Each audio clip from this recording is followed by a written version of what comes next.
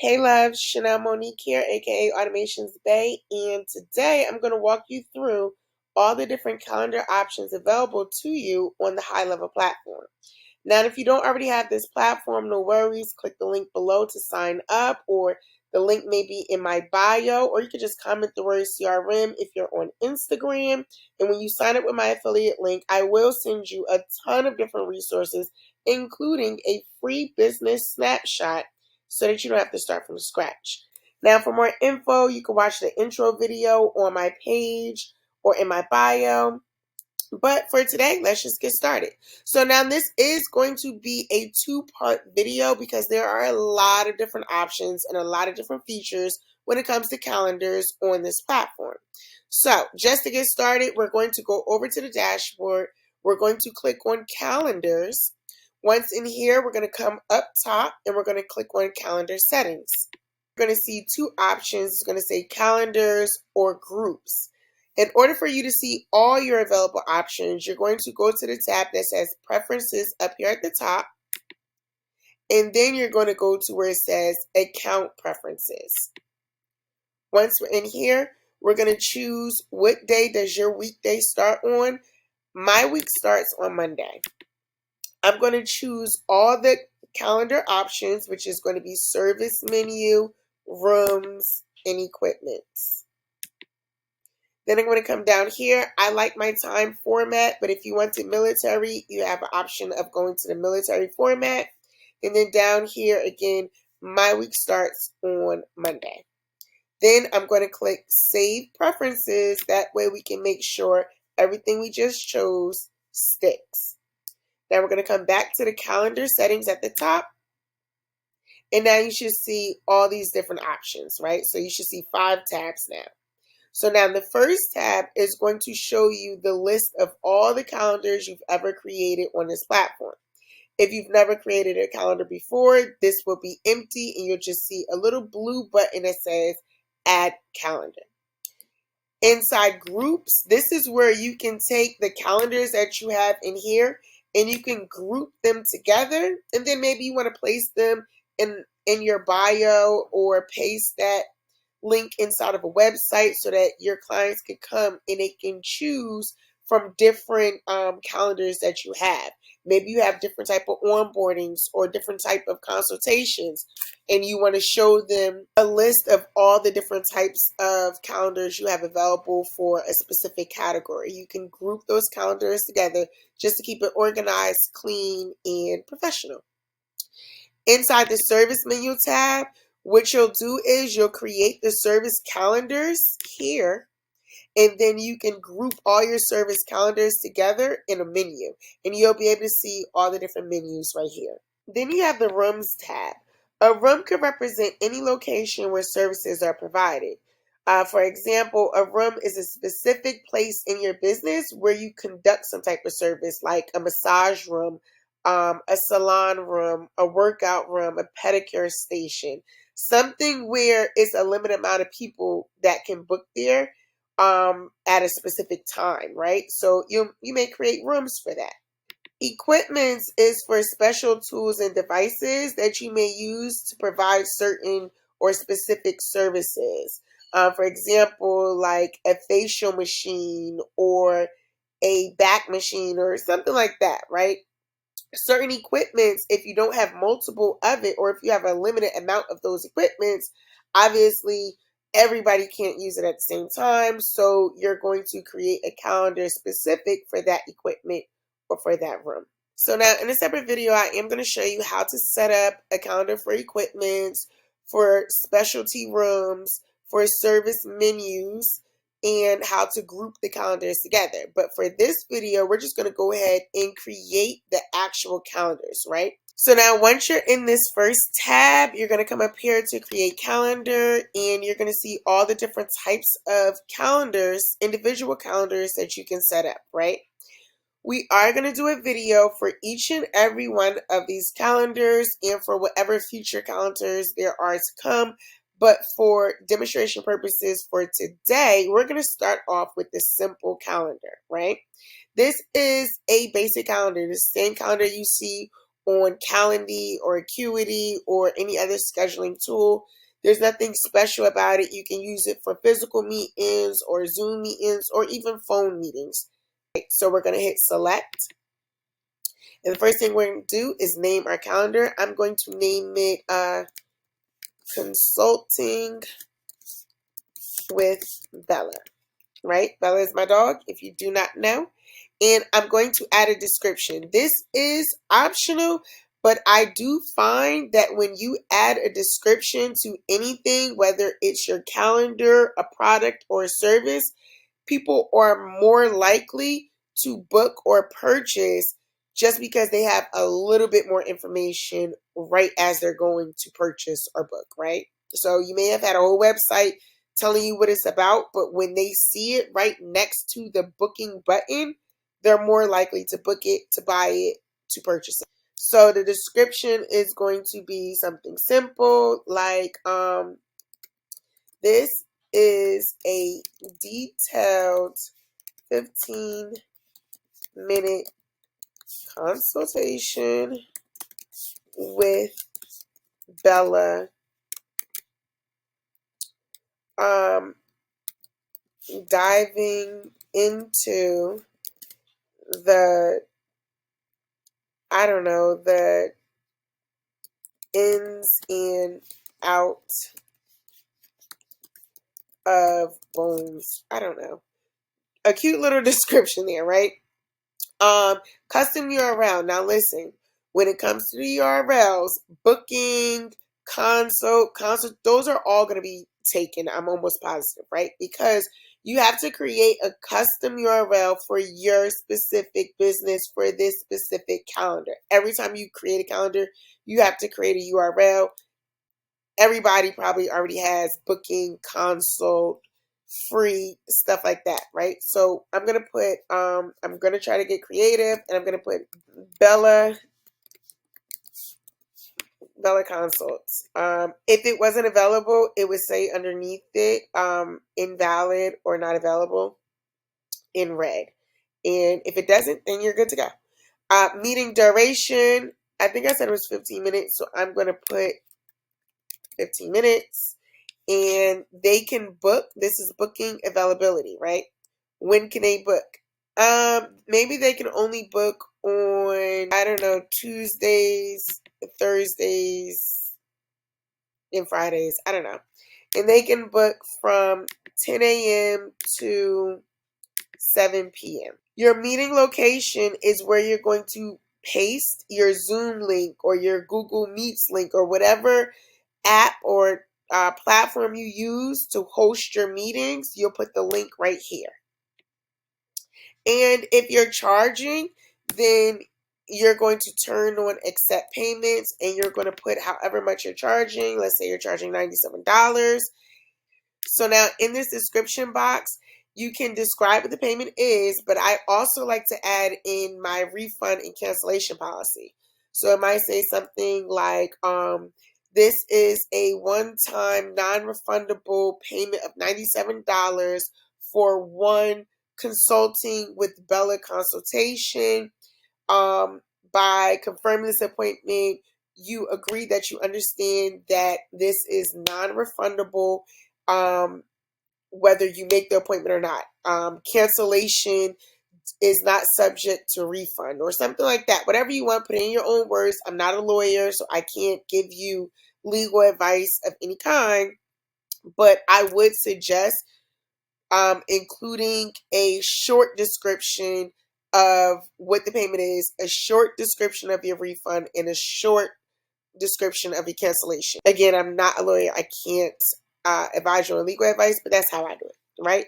Then we're going to hit advanced settings. So now this is going to open up to more options. So now under meeting details, the first thing it's asking us for is our calendar logo.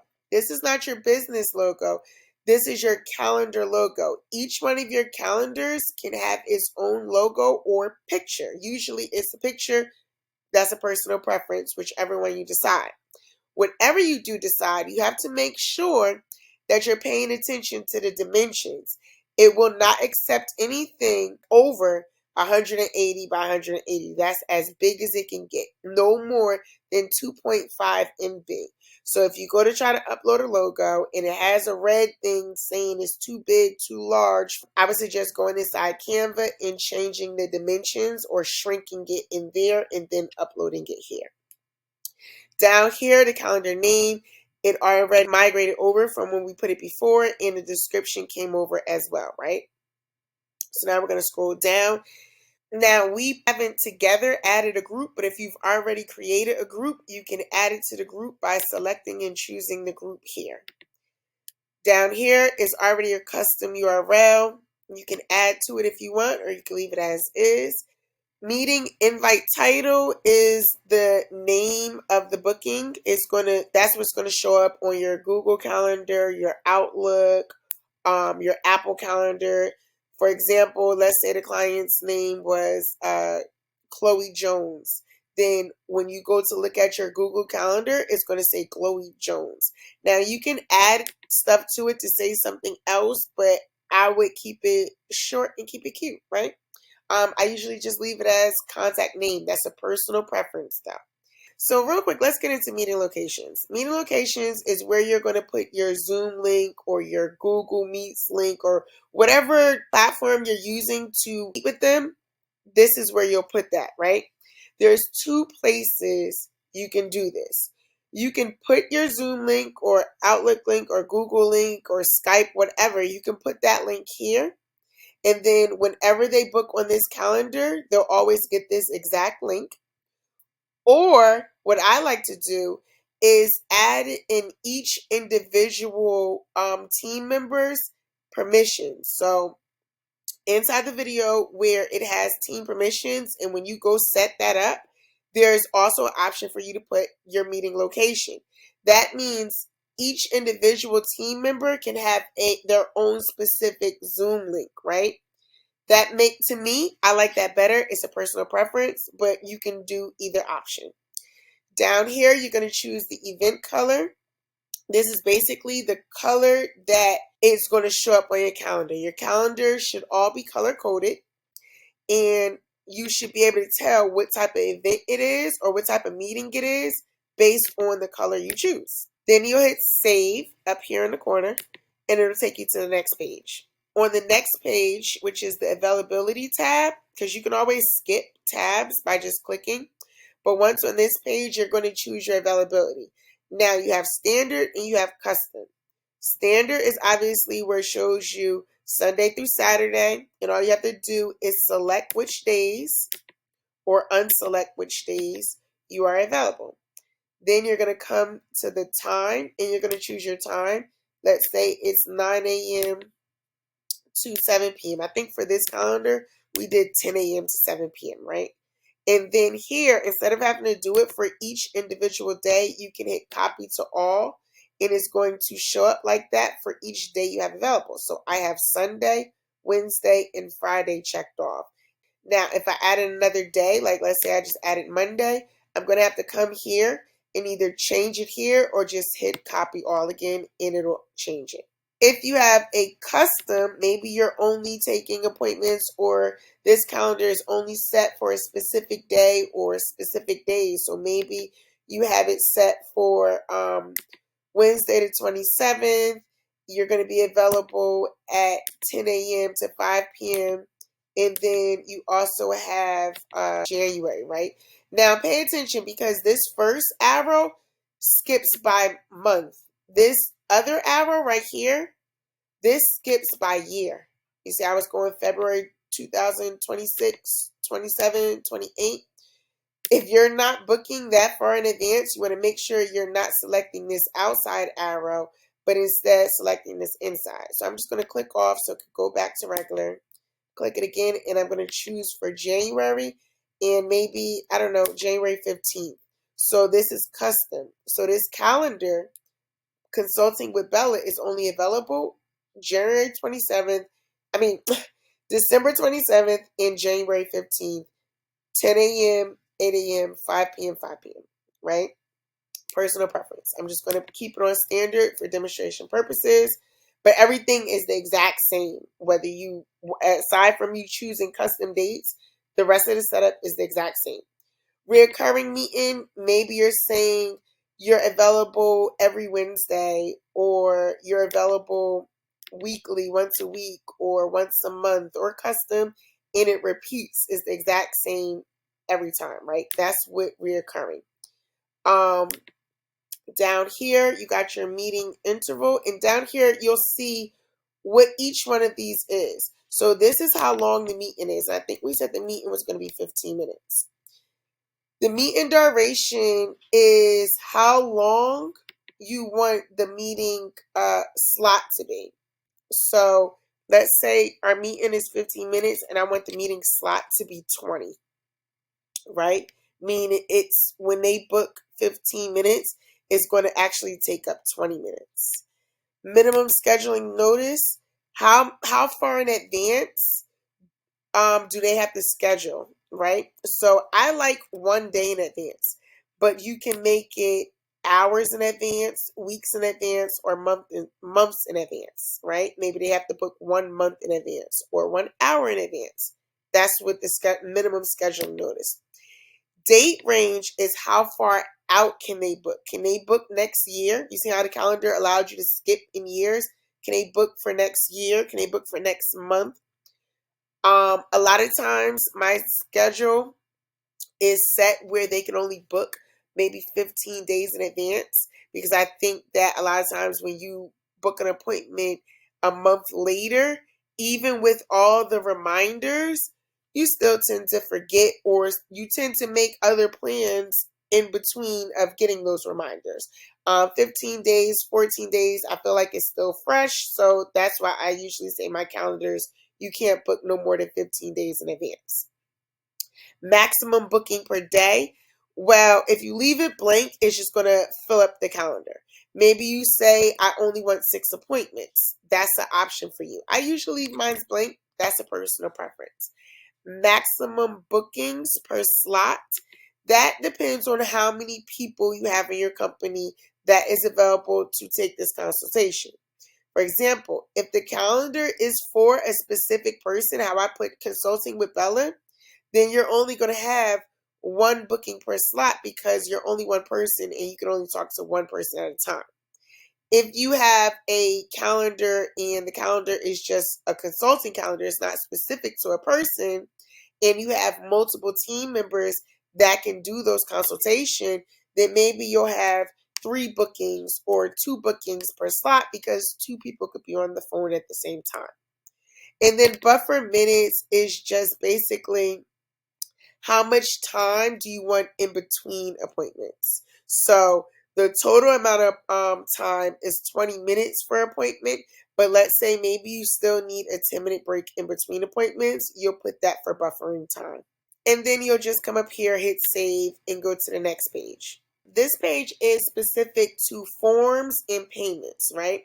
So you can set your forms. This is what they have to fill out before the appointment is confirmed. So now there's a default form in here automatically, where it's automatically going to ask them their first name, last name, email, phone number, and if they want to add any notes. But you can create a custom form within this system and then select it here, and that will be the form that they have to fill out in order to confirm this appointment.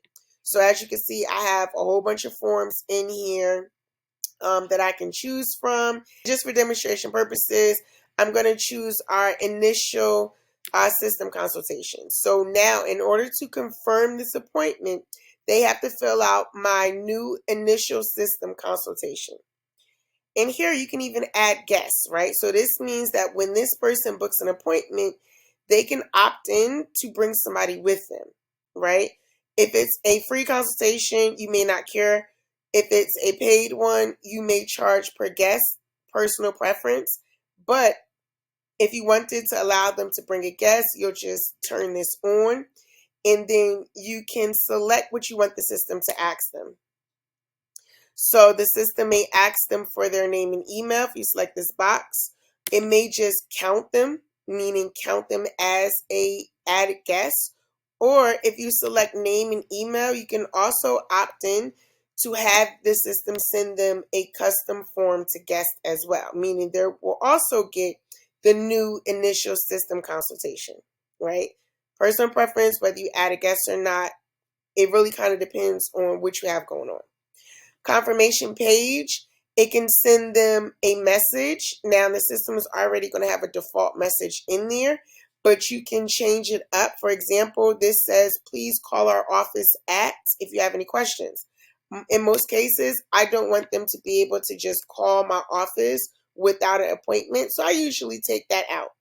Or you can redirect them to a URL, meaning this may go to an upsell page. Maybe it was a free consultation and you're putting the URL from a funnel that you built inside here, and now it's upselling them to some things that they can use in your business or use at their appointment or whatever it is, right? So you can add a URL here and it can send them to another website or funnel. And then you have the Pixel ID. This is completely optional. This works wonders if you're running any type of ads, but this is just to kind of track who's checking you out or who was thinking about booking a consultation or who actually booked. This is going to track it. Down here, auto confirm meetings. This is usually turned on for me, but if you feel like you need to confirm the meeting manually, you would just turn this off, right? But I like mine's turned on. I like everything automated, so I don't want to have to manually do anything. I want my system to automatically confirm it. The best thing you can do is leave this on auto and use inside the form, add in some automation so that the form automatically qualifies or disqualifies them. And we'll go over that in another video, right? So that's how I'm allowed to auto confirm, because if they weren't really qualified, the form will disqualify them for me and they won't be able to book. Down here, you'll have your payment configuration. If you are charging for the appointments, this will be on. If you're not, you're just going to simply turn it off and then hit save. But for those that are charging, I'm going to turn it on and you'll just put how much it was. I did it in the previous setting. That's why it migrated in here. But let's say I wanted to change it and now the appointments is $197.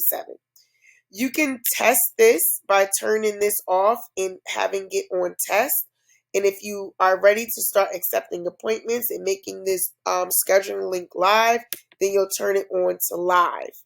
And then you'll hit save. Once this is blue, they can now book and pay for your consultations or your appointments. And now we're going to save it.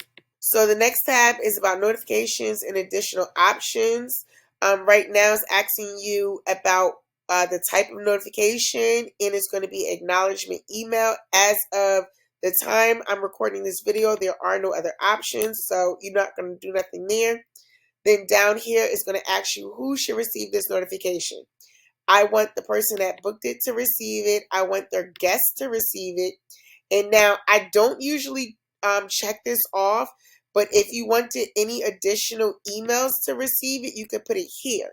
The reason why I don't check this off is because inside the automations, I already opted for who I want to receive it within my company.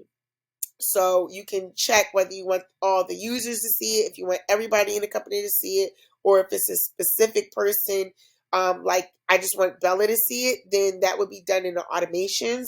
This is more so like anything outside of that, right? Which I don't usually use, so I do not check mine.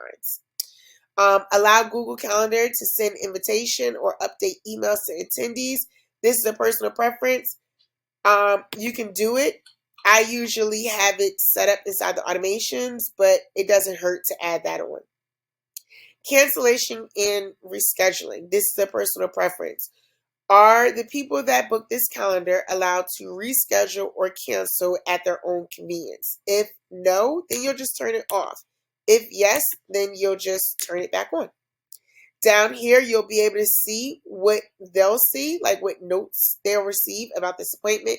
Right now, it's going to show them their phone number, their email. Whenever you see contact, that's the person. So it'll show them phone number, email. It'll ask, do they need to make changes to this event? and then it's going to show them the scheduling link and the cancellation link. If I don't want them to be able to reschedule, I'll just turn it off and that will disappear. Same thing for cancel. Once you've set that up to be how you want it, then you'll save your preferences. This next tab is for your connections. This is where you can connect an outside calendar. External just means outside, and this is how you'll sync a calendar that's not in the system. So you'll go to link to calendar, this little box right here. You'll scroll and then you'll choose whatever calendar you want to connect.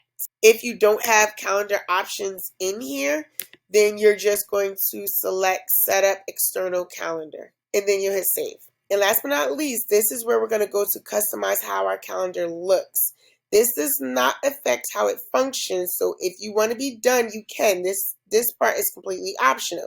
But for those of us that want to get a little bit fancy, it's very simple to do. So first it's going to ask you to upload an image. This image is for your calendar cover image. This is when you put the calendars inside a group. This is the image that's going to appear. It's not for your individual calendar, and it only works when you choose the calendar widget style as Neo. If you choose Classic, this image will not appear. But if you choose Neo, if you decide to put this in a group of calendars, like inside that group, this is the image that's going to show up, right? So you can choose an image. I'm just going to choose anyone, and that's going to be my group image. So now under primary settings, this is where you're going to choose what your calendar color is going to be. So the primary color, you would choose it by clicking this box. Now you can move this around to choose the color, or if you know your hex code, meaning the color code, because every color has different shades. Like there's not just, you can't just say black, there's different shades of black, there's different shades of white. Those shades are called hex codes.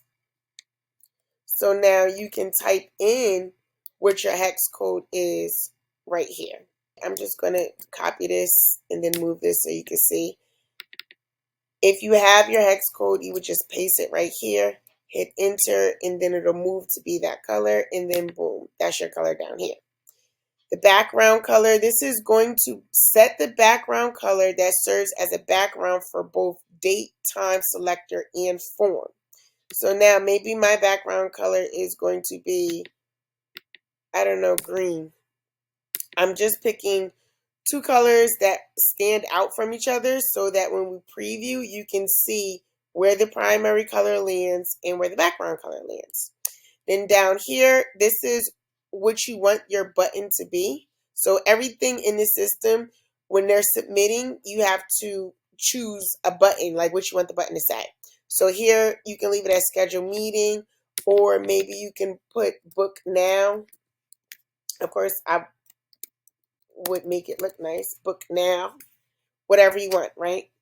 Now you can decide what you want to show. So do you want it to show the calendar title, calendar description, and calendar details? If you don't want it to show something, you just turn it off, right? So I'm going to leave everything on. If you have any custom code, you can add it right here, and then you can hit save again, or you can hit preview widget. If you hit save, it's going to come to your list. And if you don't have any calendars, it's going to be right here. You can search to look for it if you have a bunch of calendars, or you could just scroll down and look to it. Mine is on the second page. So I'm going to go right here to consulting with Bella. And right here, I'm going to hit these three dots. And you can deactivate this calendar to turn it off, which means nobody could book on it. And it's going to turn it to the status. It's going to say draft. Or you can hit these three dots to activate this calendar. If you want anybody to be able to use this calendar, it has to be on activate, right? So when you come here, it should say deactivate calendar. And right here, it should say activate underneath the status. So now to view it, I'm going to hit share. And then I'm just going to hit copy. And then I'm just going to paste it up here so I can see what it looks like. So now you can see that the calendar itself is green, because let's just go look into it. In here, hit exit, because it opens up in another tab. So I'm gonna come to the calendar, I'm gonna hit the three dots, I'm gonna hit edit so I can go see which one is which. So under customization, we chose that the background color was gonna be green, and that these buttons, the time, the date, the next arrow is this funky color right here. That's the color we chose. If we wanted to change it up, we can always change it up. Let's say I put it to white, and then I hit save. When I come here and I hit refresh, this is going to be white. Ta-da! So that's how you'll customize your calendar. So now this is the booking URL link, right? Now, if you are working inside this system and you are trying to add a calendar to, like, for example, your funnels or your websites, you would just add the element for calendar and then select the calendar. But if you're trying to put it on somewhere else outside of the system, then you would hit these three dots and you would choose share, and then you'll decide which one you want, whether it's just the scheduling link, which means it's determined by the slug and it automatically adapts to any type of modification, so you don't have to go change it at all. The permanent link is unaffected. So if you use this permanent link, it means that wherever you put it, that's the link. So if I came in here and I changed the name of this consultation, or if I changed the slug, the permanent link would no longer work. So if I put this permanent link inside my bio and I change the link inside of the system, the link in my bio would no longer work. If I put the scheduling link in my bio and I change the scheduling link in here, it's still going to work, the link that's in my bio. One-time link, it means that this is just for a one-time unique consultation or appointment, whatever. It doesn't work after they book it. Somebody else can't come use the same link. It's one time only. And this is embed, meaning if you want to embed this somewhere, let's say you're using an outside website or a funnel or something that's not within the system, you can use this right here to embed on another site. And that's it, you're done. Make sure you stay tuned to the next video to see how to use and create the other calendars available to you inside this platform. And if you don't have this platform, make sure you click the link below to sign up with my affiliate link so you can receive all the resources, all the courses, and the snapshots that I do provide anybody that signs up through my link. Stay tuned. Thanks for watching.